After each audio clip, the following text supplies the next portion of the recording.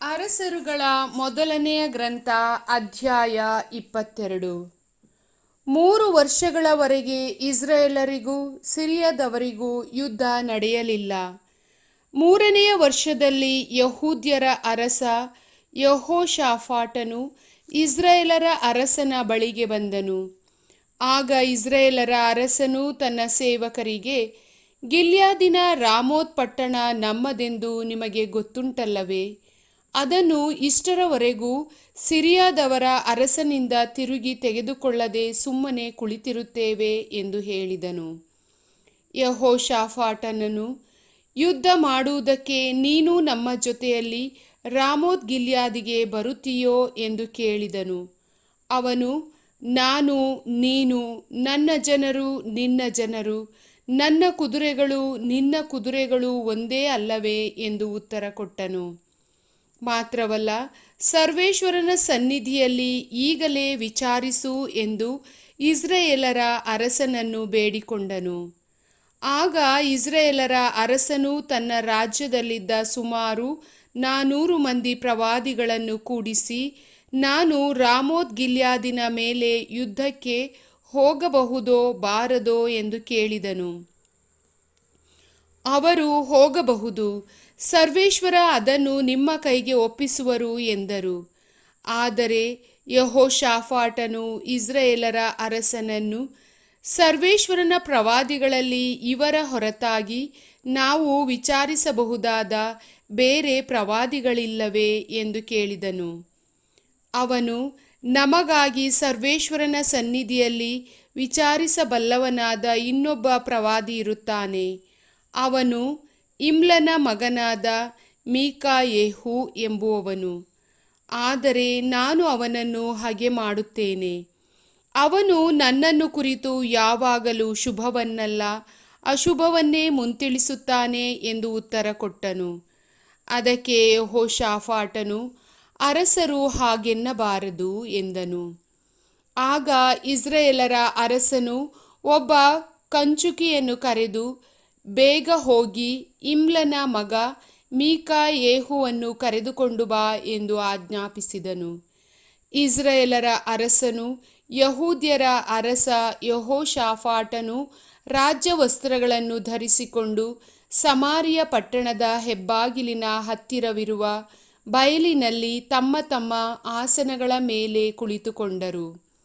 ಎಲ್ಲ ಪ್ರವಾದಿಗಳು ಅವರ ಮುಂದೆ ಪರವಶರಾಗಿ ಮಾತಾಡತೊಡಗಿದರು. ಅವರಲ್ಲಿ ಕೆನಾನನ ಮಗ ಚಿದ್ಕೀಯ ಎಂಬುವನು ಕಬ್ಬಿಣದ ಕೊಂಬುಗಳನ್ನು ಮಾಡಿಸಿ ತಲೆಗೆ ಕಟ್ಟಿಕೊಂಡು ಬಂದು, ಕೊಂಬುಗಳಿಂದಲೋ ಎಂಬಂತೆ ನೀವು ಸಿರಿಯಾದವರನ್ನು ಇರಿದು ಕೊಂದು ಹಾಕುವಿರಿ ಎಂದನು. ಉಳಿದ ಪ್ರವಾದಿಗಳು ಇದೇ ಥರದ ಮಾತುಗಳನ್ನು ನುಡಿದು ರಾಮೋತ್ ಗಿಲ್ಯಾದಿಗೆ ಹೋಗಿ, ನೀವು ಕೃತಾರ್ಥರಾಗಿ ಬರುವಿರಿ, ಸರ್ವೇಶ್ವರ ಅದನ್ನು ಅರಸರ ಕೈಗೆ ಒಪ್ಪಿಸುವರು ಎಂದರು. ಇತ್ತ ಮೀಕಾಯೆಹುವನ್ನು ಕರೆಯುವುದಕ್ಕೆ ಬಂದಿದ್ದ ದೂತನು, ನೋಡಿ, ಎಲ್ಲ ಪ್ರವಾದಿಗಳು ಏಕ ಮನಸ್ಸಿನಿಂದ ಅರಸರಿಗೆ ಶುಭವನ್ನೇ ಮುಂದೆ ತಿಳಿಸುತ್ತಾರೆ. ದಯವಿಟ್ಟು ನೀವು ಅವರಂತೆ ಮುಂತಿಳಿಸಿ ಎಂದು ಹೇಳಿದನು. ಅದಕ್ಕೆ ಮೀಕಾಯೆಹುವು, ಸರ್ವೇಶ್ವರನಾಣೆ, ಸರ್ವೇಶ್ವರ ಹೇಳುವುದನ್ನೇ ನುಡಿಯುತ್ತೇನೆ ಎಂದು ಉತ್ತರ ಕೊಟ್ಟನು. ಅವನು ಅರಸನ ಬಳಿಗೆ ಬಂದಾಗ ಅರಸನು, ಮೀಕಾಯೆಹುವೇ, ನಾವು ರಾಮೋತ್ ಗಿಲ್ಯಾದನ ಮೇಲೆ ಯುದ್ಧಕ್ಕೆ ಹೋಗಬಹುದೋ ಬಾರದೋ ಎಂದು ಕೇಳಿದನು. ಅವನು, ಹೋಗಬಹುದು, ಕೃತಾರ್ಥರಾಗಿ ಬರುವಿರಿ, ಸರ್ವೇಶ್ವರ ಪಟ್ಟಣವನ್ನು ಅರಸರ ಕೈಗೆ ಒಪ್ಪಿಸುವರು ಎಂದು ಹೇಳಿದನು. ಆಗ ಅರಸನು ಅವನಿಗೆ, ಸತ್ಯವನ್ನೇ ತಿಳಿಸಬೇಕೆಂದು ಸರ್ವೇಶ್ವರನ ಹೆಸರಿನಲ್ಲಿ ನಿನ್ನಿಂದ ಎಷ್ಟು ಸಾರಿ ಪ್ರಮಾಣ ಮಾಡಿಸಬೇಕು ಎಂದನು. ಆಗ ಅವನು, ಇಸ್ರಾಯೇಲರೆಲ್ಲರೂ ಕುರುಬನಿಲ್ಲದ ಕುರಿಗಳಂತೆ ಬೆಟ್ಟಗಳಲ್ಲಿ ಚದುರಿ ಹೋದುದನ್ನು ಕಂಡೆ. ಆಗ ಸರ್ವೇಶ್ವರ, ಇವರು ಒಡೆಯನಿಲ್ಲದವರಾಗಿರುತ್ತಾರೆ, ಸಮಾಧಾನದಿಂದ ತಮ್ಮ ತಮ್ಮ ಮನೆಗಳಿಗೆ ಹೋಗಲಿ ಎಂದರು ಎಂಬುದಾಗಿ ಉತ್ತರ ಕೊಟ್ಟನು. ಆಗ ಇಸ್ರಾಯೇಲರ ಅರಸನು ಯೆಹೋಷಾಫಾಟನಿಗೆ, ಇವನು ನನಗೆ ಯಾವಾಗಲೂ ಶುಭವನ್ನಲ್ಲ ಅಶುಭವನ್ನೇ ಮುಂತಿಳಿಸುತ್ತಾನೆಂದು ನಾನು ನಿನಗೆ ಹೇಳಲಿಲ್ಲವೇ ಎಂದನು. ಅದಕ್ಕೆ ಮೀಕಾಯೆಹುವು, ಅದಿರಲಿ, ಸರ್ವೇಶ್ವರನ ವಾಕ್ಯವನ್ನು ಕೇಳು. ಸರ್ವೇಶ್ವರ ತಮ್ಮ ಸಿಂಹಾಸನದ ಮೇಲೆ ಕುಳಿತುಕೊಂಡದ್ದನ್ನು, ಪರಲೋಕ ಸೈನ್ಯಗಳು ಅವರ ಎಡಬಲಗಡೆಗಳಲ್ಲಿ ನಿಂತಿದ್ದನ್ನೂ ಕಂಡೆ. ಸರ್ವೇಶ್ವರ ತಮ್ಮ ಹತ್ತಿರ ನಿಂತವರನ್ನು, ಆಹಾಬನು ಹತನಾಗಿ ಬೀಳುವಂತೆ ಅವನನ್ನು ರಾಮೋತ್ ಗಿಲ್ಯಾದಿನ ಯುದ್ಧಕ್ಕೆ ಯಾರು ಪ್ರೇರೇಪಿಸುವಿರಿ ಎಂದು ಕೇಳಿದಾಗ, ಒಬ್ಬನು ಒಂದು ವಿಧವಾಗಿಯೂ ಇನ್ನೊಬ್ಬನು ಇನ್ನೊಂದು ವಿಧವಾಗಿಯೂ ಉತ್ತರ ಕೊಟ್ಟರು. ಕಡೆಗೆ ಒಂದು ಆತ್ಮವು ಸರ್ವೇಶ್ವರನ ಮುಂದೆ ಬಂದು ನಿಂತು, ನಾನು ಹೋಗಿ ಅವನನ್ನು ಪ್ರೇರೇಪಿಸುವೆನು ಎಂದಿತು. ಹೇಗೆ ಪ್ರೇರೇಪಿಸುವೆ ಎಂದು ಸರ್ವೇಶ್ವರ ಕೇಳಿದರು. ಅದು, ನಾನು ಅಸತ್ಯವನ್ನಾಡುವ ಆತ್ಮವಾಗಿ ಅವನ ಎಲ್ಲ ಪ್ರವಾದಿಗಳಲ್ಲಿ ಸೇರುವೆನು ಎಂದು ಉತ್ತರ ಕೊಟ್ಟಿತು. ಆಗ ಸರ್ವೇಶ್ವರ, ಹೋಗಿ ಅದರಂತೆಯೇ ಮಾಡು, ಅವನನ್ನು ಪ್ರೇರಿಸಿ ಸಫಲನಾಗುವೆ ಎಂದರು. ನೋಡು, ಸರ್ವೇಶ್ವರ ನಿನ್ನ ವಿಷಯದಲ್ಲಿ ಕೇಡು ನುಡಿದು ನಿನ್ನ ಎಲ್ಲ ಪ್ರವಾದಿಗಳಲ್ಲಿ ಅಸತ್ಯವನ್ನಾಡುವ ಆತ್ಮವನ್ನು ಕಳುಹಿಸಿದ್ದಾರೆ ಎಂದು ಹೇಳಿದನು. ಆಗ ಕೆನಾನನ ಮಗ ಚಿದ್ಕೀಯನು ಮೀಕಾಯೆಹುವಿನ ಬಳಿಗೆ ಬಂದು ಅವನ ಕೆನ್ನೆಗೆ ಒಂದು ಪೆಟ್ಟು ಕೊಟ್ಟು, ಸರ್ವೇಶ್ವರನ ಆತ್ಮ ನನ್ನನ್ನು ಬಿಟ್ಟು ನಿನ್ನೊಂದಿಗೆ ಮಾತನಾಡುವುದಕ್ಕೆ ಯಾವ ಮಾರ್ಗವಾಗಿ ಬಂದಿತು ಎಂದನು. ಮೀಕಾಯೆಹುವು, ನೀನು ಅಡಗಿಕೊಳ್ಳುವುದಕ್ಕೆ ಒಳಗಿನ ಕೋಣೆಗೆ ಹೋಗುವ ದಿನದಲ್ಲಿ ಅದು ನಿನಗೆ ಗೊತ್ತಾಗುವುದು ಎಂದು ಉತ್ತರ ಕೊಟ್ಟನು. ಆಗ ಇಸ್ರಾಯೇಲರ ಅರಸನು ಸೇವಕರಿಗೆ, ಮೀಕಾಯೆಹುವನ್ನು ಹಿಡಿದುಕೊಂಡು ಹೋಗಿ ಪುರಾಧಿಕಾರಿಯಾದ ಆಮೋನನಿಗೂ ರಾಜಪುತ್ರನಾದ ಯೋವಾಷನಿಗೂ ಒಪ್ಪಿಸಿರಿ. ಅವರಿಗೆ, ನಾನು ಸುರಕ್ಷಿತನಾಗಿ ಹಿಂದಿರುಗುವವರೆಗೂ ಇವನನ್ನು ಸೆರೆಯಲ್ಲಿಟ್ಟು ಸೆರೆಮನೆಯ ಅನ್ನಪಾನಗಳನ್ನೇ ಕೊಟ್ಟು ಕರಗಿಸಬೇಕು ಎಂದು ಅರಸನು ಹೇಳಿದ್ದಾರೆಂದು ತಿಳಿಸಿರಿ ಎಂದು ಆಜ್ಞಾಪಿಸಿದನು. ಮೀಕಾಯೆಹುವು ಅರಸನಿಗೆ, ನೀನು ಸುರಕ್ಷಿತನಾಗಿ ಬರುವುದಾದರೆ ನಾನು ನುಡಿದದ್ದು ಸರ್ವೇಶ್ವರನ ಮಾತಲ್ಲವೆಂದು ತಿಳಿದುಕೋ ಎಂದು ಹೇಳಿ, ಮಹಾಜನರೇ, ನನ್ನ ಮಾತನ್ನು ಗಮನದಲ್ಲಿಡಿ ಎಂದು ಕೂಗಿದನು. ಇಸ್ರಾಯೇಲರ ಅರಸನು ಹಾಗೂ ಯಹೂದ್ಯರ ಅರಸ ಯೆಹೋಷಾಫಾಟನು ರಾಮೋತ್ ಗಿಲ್ಯಾದಿಗೆ ವಿರುದ್ಧ ಯುದ್ಧಕ್ಕೆ ಹೋದರು. ಇಸ್ರಾಯೇಲರ ಅರಸನು ಯೆಹೋಷಾಫಾಟನಿಗೆ, ನಾನು ವೇಷ ಹಾಕಿಕೊಂಡು ರಣರಂಗಕ್ಕೆ ಬರುತ್ತೇನೆ, ನೀನಾದರೋ ನಿನ್ನ ರಾಜ್ಯವಸ್ತ್ರಗಳನ್ನು ಧರಿಸಿಕೊಂಡೇ ಬಾ ಎಂದು ಹೇಳಿ ವೇಷ ಹಾಕಿಕೊಂಡು ರಣರಂಗಕ್ಕೆ ಹೋದನು.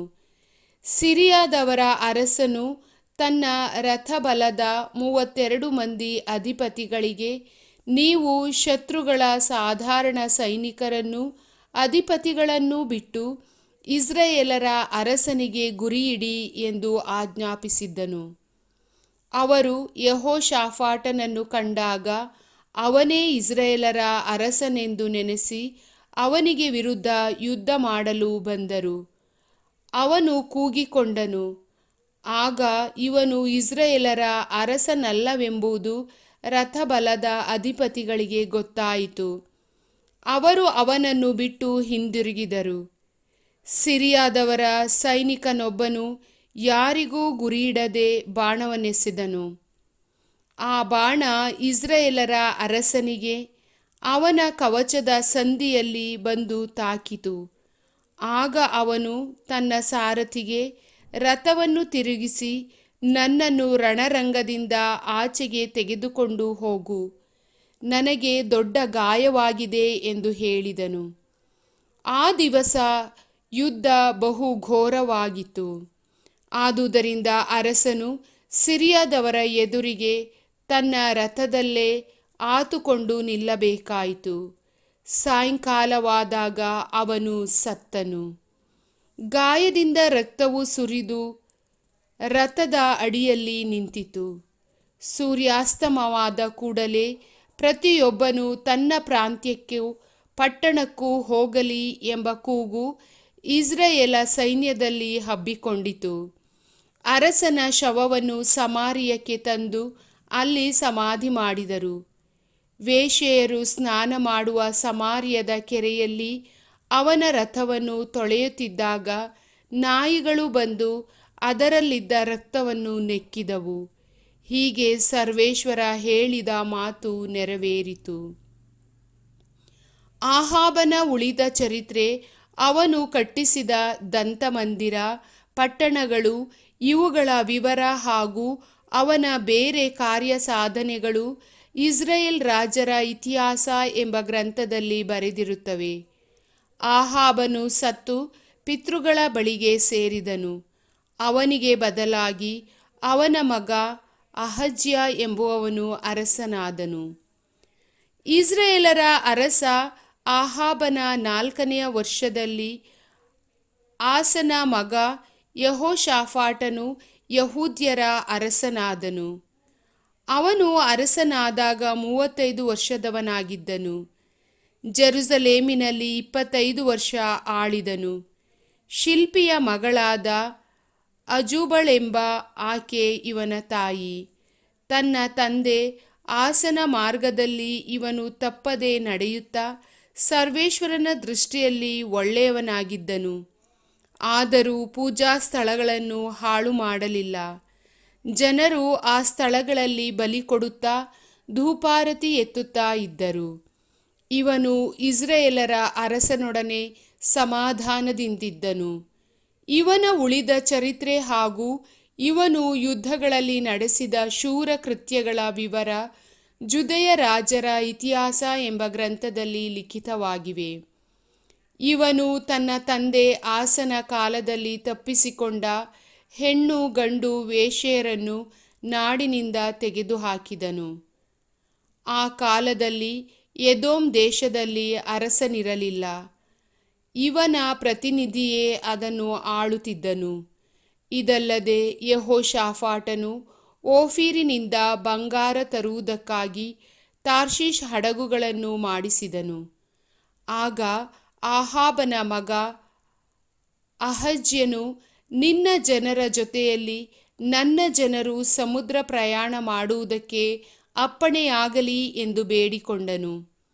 ಅವನು ಅದಕ್ಕೆ ಒಪ್ಪಲಿಲ್ಲ.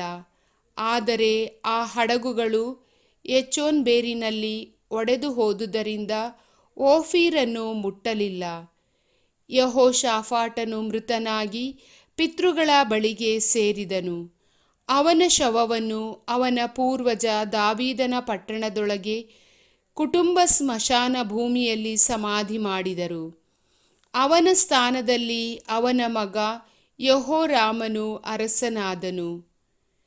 ಯಹೂದ್ಯರ ಅರಸ ಯೆಹೋಷಾಫಾಟನ ಆಳ್ವಿಕೆಯ 17ನೆಯ ವರ್ಷದಲ್ಲಿ ಆಹಾಬನ ಮಗ ಅಹಜ್ಯ ಎಂಬುವವನು ಅರಸನಾಗಿ ಸಮಾರ್ಯದಲ್ಲಿ 2 ವರ್ಷ ಆಳಿದನು.